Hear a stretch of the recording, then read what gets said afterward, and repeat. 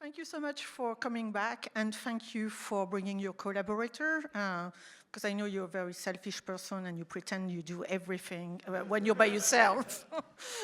So now the truth will come out when we're going to bring the rest of the cast and the crew into the discussion.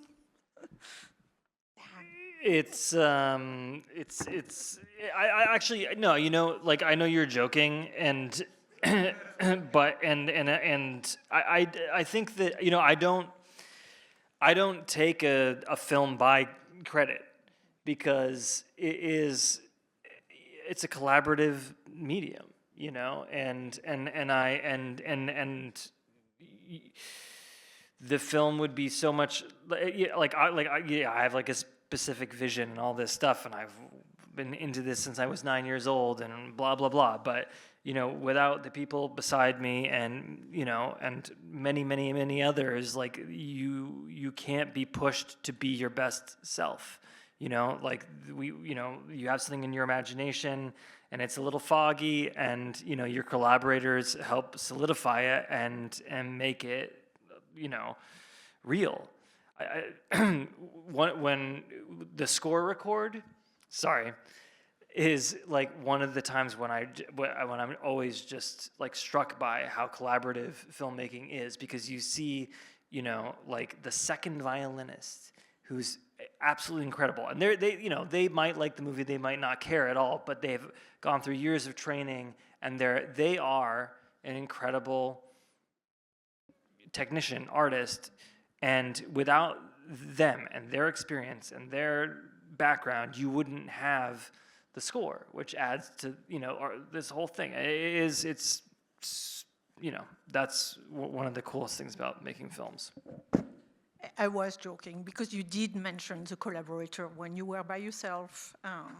So just it didn't take credit for your work. But it was nice to have a little speech for no reason. Yeah.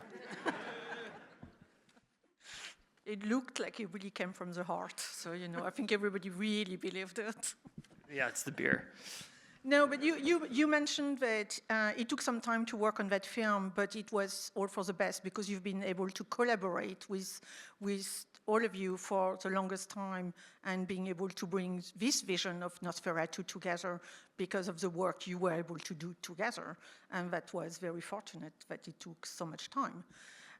I was wondering, maybe so we can have everyone in the conversation, when you start talking about this version of Nosferatu that's true to what you have in mind, would you start the conversation with in terms of the visual aspects, the research that you're going to do to bring a certain era, a certain country into film? Like, do you start with, are you going to film what sort of camera you're going to use, like how it's going to look, or do you think about like the costume first, or what design you're going to go? Like, what's the process between you?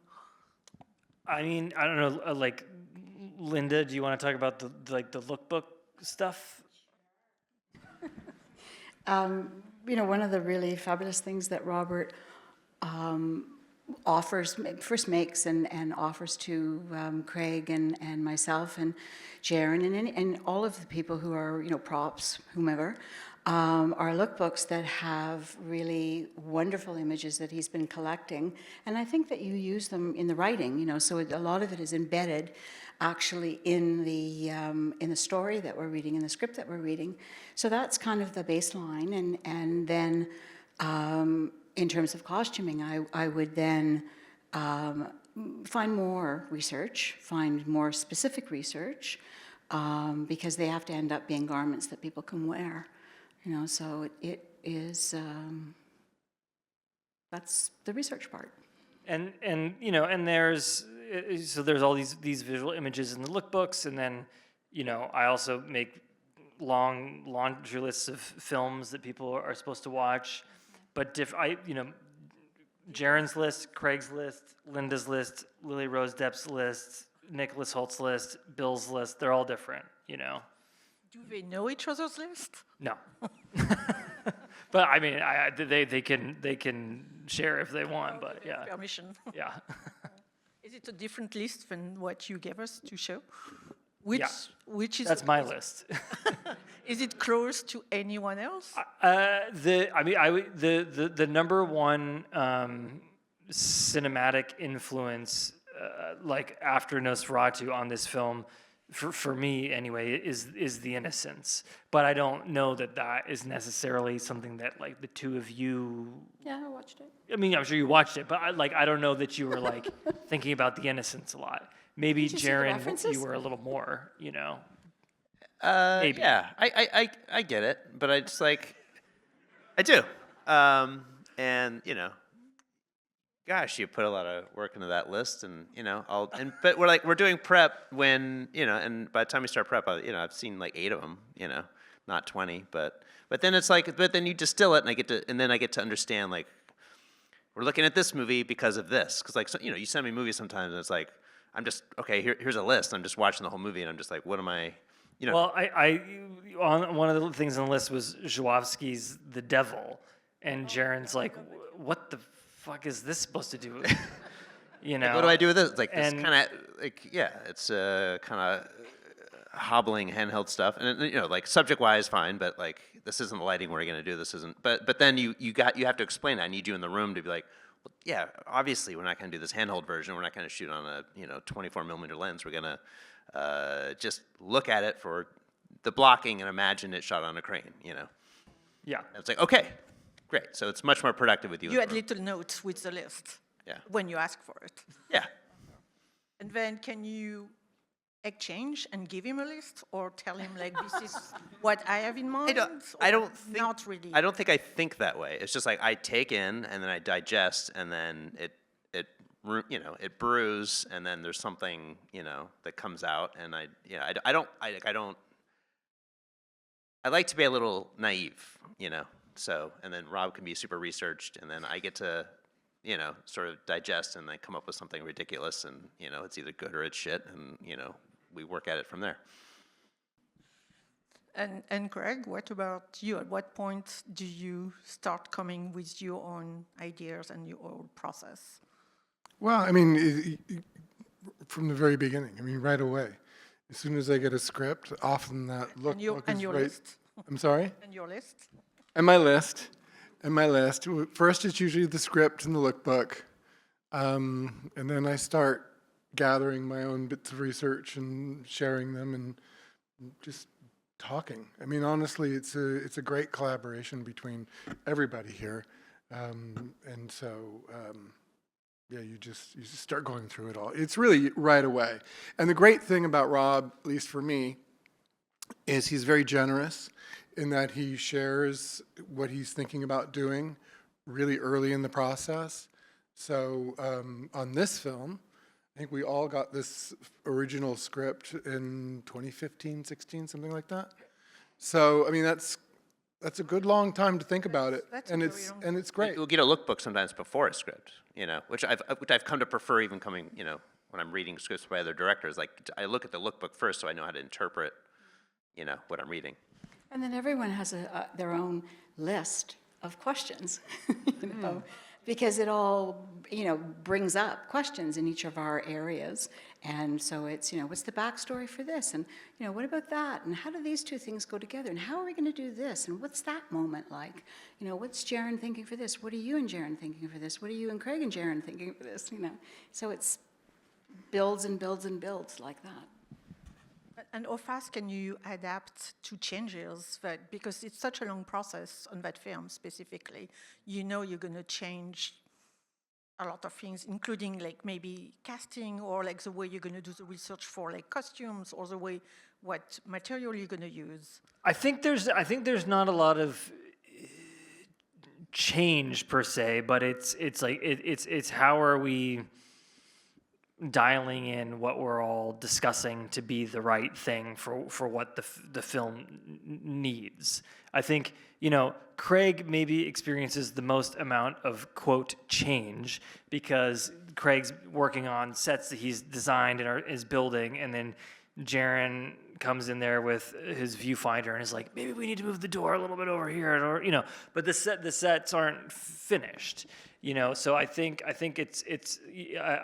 maybe somebody, maybe it was David Cronenberg, maybe it was every director who ever lived, talked about like movies being sort of like foggy, and like the more and more you get closer to production, the more the fog clears and you get to see what you're actually after. And I think that's part of the process. And if I can just say, the two of you don't improvise that much. I mean, you do a lot of prep. We do a lot of this conversation and things that are changing during prep, so that when we get to there's always something that gets thrown at you, perhaps here and there. And I don't think any of us really have that. I wouldn't look at it as change so much as growth. Like it is. One thing that I find absolutely astonishing working with Robert, on The Witch, I did a huge chart with all of the characters down one side and all the scenes across the bottom. With The Northman, I did that. The Lighthouse, I did that, but it was a small version. And very little changed, in terms of adding scenes or flipping things. And that is so rare, like I don't know that I would do that with any other director, actually, because, you would be redoing it all the time. So that is such a fabulous thing, because it means that you can really start to plan, and, you're not going to be upended, or you're not going to be completely, have to throw half of what you've done away. And so I look at it more as growth than change. Yeah, I mean, you can go deeper instead of like trying to starting over 3 or 4 times, And sometimes you get asked on, interviews talking about, like, well, something might come up last minute, or, the happy accidents. What do you do about happy accidents? It's like, yeah, but during prep, not when you're just there with 65 people standing around. Like, you have a nice long prep, and then you're there to allow inspiration to happen. You're not just trying to react, go for the low-lying fruit that you can get done in 5 minutes. I think that, a lot of my favorite directors don't do this kind of planning, and I think that a lot of times it can be lifeless to do this kind of planning. And maybe my films are, I don't know, but it's certainly not my intention. But I think Willem Dafoe, who I love to work with, is when we were working on The Lighthouse, he was saying, there's this perception that, like, in order to be great and to be truthful, it needs to be spontaneous. But, in all my years in the Worcester group, I've learned the discipline of planning something, rehearsing it, and carrying it out. And if you have rehearsed it and you've planned it enough and you know what this is, as long as you are in the moment and it's truthful, like, it can be as intense and as something that is, made up in the moment. Does that apply for all of you in terms of the preparation? I'm sorry, I missed the first part of that. Is it what Rob said applies for all of you in your work, in terms of like preparation to maybe not improvise, but like Yeah, I think so. I mean, we do a lot of work during prep to plan. I mean, I'm the art department, so when I get thrown a curveball, it's that the walls need to be ripped out and we didn't know it, and then they have to be back in the morning. And yes, I handle those curveballs, I think, as well as anybody. Very, very eloquently, yeah. But hopefully you're not going to walk on the set and say, oh, actually, I want this to be completely different, because I'll be screwed, quite frankly. So it is all about prep. And yet, I think that, if there ever was a challenge that happened at the moment, I feel very comfortable that all of us would handle it with ease. But again, there is change. There's a just a long period of openness. It's just that slowly, like you said, comes through the fog, and it forms. And by the time we're shooting, we know what we're doing, and that's just so comforting. There couldn't be a lot of spontaneity in terms of the costume, because they're such intricate garments with so many layers that have to fit the actors, and they have to be able to know what it is that they're going to be wearing, and props and jewelry and things they're going to have to be handling. It might be, I mean, going back to Willem, I have watched Willem, on 4 films? And he can do one scene 8 different ways, and any of them would be valid. And so he has that spontaneity available to him, and he's conferring with you. And, so it is planned, and it's planned, and it's planned, but the spontaneity still happens. But I think that may be more in the performance area than, any of the things that we have to prep. Yeah, because I mean the staging and the camera movement is so precise that and it's all crane and dolly and no steady cam and certainly nothing handheld. So there's not a lot of room for error.